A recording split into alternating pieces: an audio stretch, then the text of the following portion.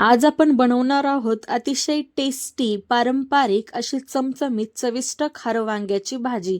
ही वांग्याची भाजी अगदी आपण सोप्या पद्धतीने बनवणार आहोत, जी कोणीही बनवू शकेल। तर रामकृष्ण हरी मंडळी, मी प्राजक्ता क्रेझी बाईट्स इन मराठीमध्ये तुम्हा सर्वांचे हार्दिक स्वागत करते। तर वांग्याच्या भाजीसाठी या ठिकाणी मी पावशर वांगी घेतलेली आहेत। वांगी ना मी जास्त मोठी घेतलेली आहेत ना जास्त बारीक घेतलेली आहेत। मीडियम साईजची या ठिकाणी मस्त काठाळ वांगे घेतलेले आहेत। आता या वांग्यांना आपल्याला चांगल्यापैकी चिरून घ्यायचं आहे। घरी तर मी काठे वगैरे काही काढत नाही, पण तुम्ही याचे काटे वगैरे काढून याला आतून चांगलं चेक करून घ्यायचं, किडलेले वगैरे नसून आतमध्ये। आता या प्रकारे आपण मस्त वांग्याला चिरून घेतलेला आहे। याला स्वच्छ पाण्याने आपण एकदा धुवून घेऊया। या ठिकाणी आता वांगे स्वच्छ धुतल्यानंतर भाजीसाठी मी घेतलेला आहे अर्ध वाटी खोबरं, 7-8 लसणाच्या पाकळ्या, 3-4 छोटे अद्रकाचे तुकडे आणि 4-5 मिरच्या। मिरच्या एकदम ऑप्शनल आहेत, नाही टाकल्या तरी चालतील। तसं तर मी घरी खाऱ्या वांग्याला मिरची टाकतच नाही। आणि 2 मुठी मी घेतलेले आहेत भाजलेले शेंगदाणे, म्हणजे एक छोटी वाटी भरून मी शेंगदाणे घेतलेले आहेत। आणि या ठिकाणी कोथिंबीर मात्र आपल्याला भरपूर घ्यायची आहे। जेवढ्या याच्यात कोथिंबीरीचा उपयोग करताल ना, तेवढी ही भाजी टेस्टी लागणार आहे।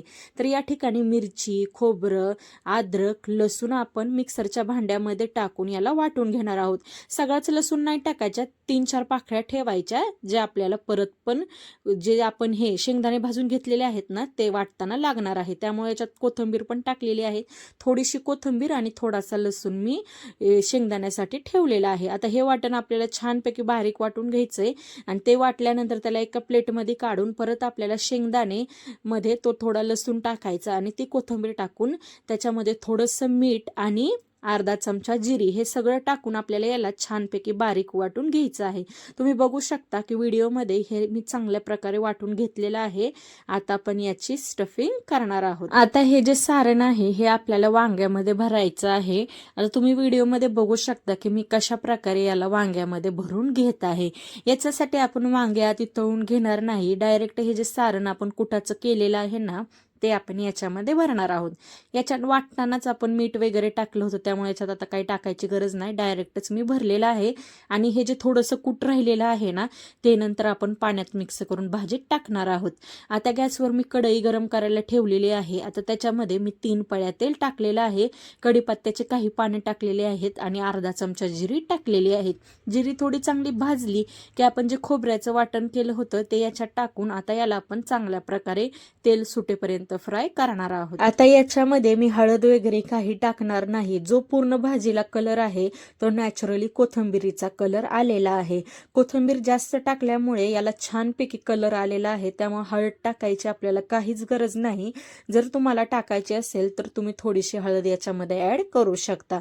आता आपण वांगी टाकल्यानंतर याला छानपैकी लो टू मीडियम फ्लेमवर 2-3 मिनिटे याचा कलर चेंज होईपर्यंत मस्तपैकी फ्राय करणार आहोत। आता जे आपलं थोडंसं शेंगदाण्याचं कूट राहिलं होतं ना सारण वांग्यामध्ये भरून, त्याच्यात थोडं पाणी टाकून ते सारण याच्यामध्ये आपण टाकणार आहोत। आता ह्याची भाजीची जी कन्सिस्टन्सी आहे ना, ती पूर्ण आपल्यावर डिपेंड आहे। जर तुम्हाला मोकळी करायची असेल थोडीशी अशी घट्टसर, तर तुम्ही याच्यात कमी पाण्याचा वापर करू शकता, पण मी पातळ करणार आहे। मस्तपैकी भाकर याच्यात चुरून खायला खूपच टेस्टी लागते, म्हणून मी याच्यात पाण्याचा थोडासा जास्त वापर केलेला आहे। आता भाजीसाठी शेंगदाण्याचं वाटण करताना आपण मीठ टाकलं होतं, आता तुम्ही टेस्ट करून याच्यामध्ये मीठ ऍड करू शकता। आपापल्या चवीनुसार तुम्ही याच्यामध्ये मीठ ऍड करा। आता तुम्ही भाजी बघू शकता किती छानपैकी हिला तरी आलेली आहे। आता ही भाजी जी आहे ना, मी लो टू मीडियम फ्लेमवरच शिजू देणार आहे, म्हणजे छान पण शिजेल, तरी पण छान येईल आणि तिला चव पण खूपच छान लागेल।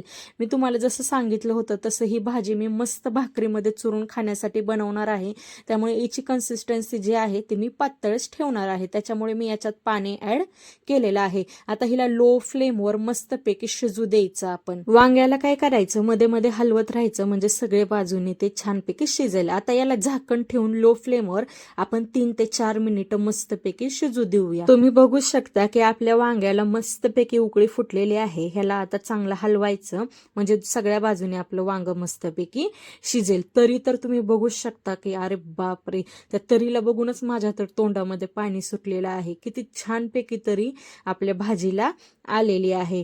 तुम्हाला दिसतच असेल व्हिडिओमध्ये. आता आपण काय करायचं, वांग हलवायचं म्हणजे सगळ्या बाजूनी शिजेल चांगलं. आता एकदा चेक करून बघू आपण वांग शिजलंय का नाही.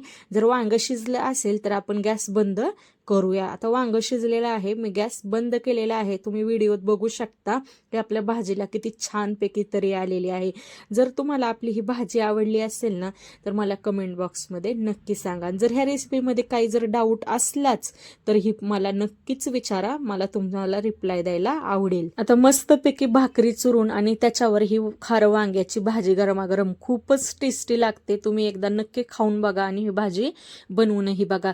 आता हिला तुम्ही चपातीसोबत भातासोबतही खाऊ शकता. जर तुम्हाला हिला घट्ट बनवायची असेल तर पाण्याची थोडा कमी वापर करा भाजीमध्ये. जर आपली ही रेसिपी आवडली असेल तर व्हिडिओला लाईक करा, शेअर करा आणि आपल्या चॅनेलला सबस्क्राईब करा. आणि जर काही डाऊट असेल तर मला नक्की विचारा.